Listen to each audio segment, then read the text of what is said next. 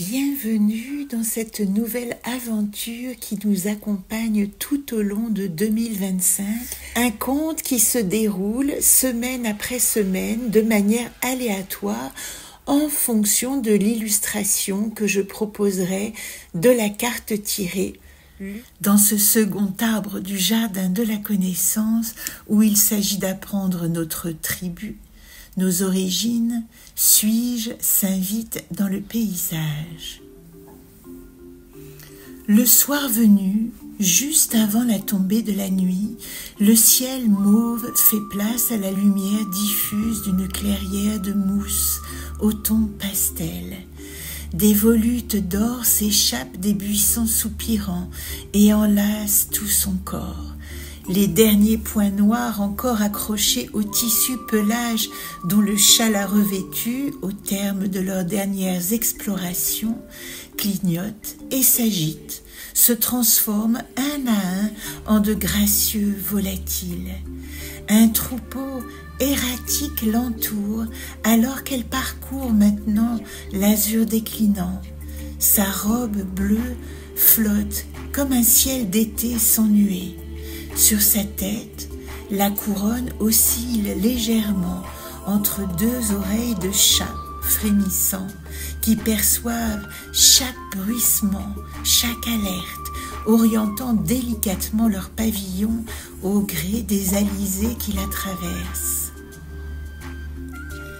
Elle sent le poids de son collier d'or sur sa poitrine, un talisman rapporté de ses bulles de rêve qui lui indique la direction à suivre comme la roue d'un navire.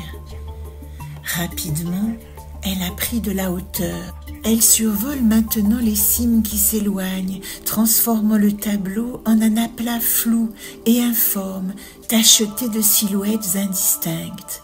Elle vole, elle ondoie, elle plane, elle se grise de cette sensation inconnue de légèreté, alors que son corps est comme un vaisseau flottant au gré des vents.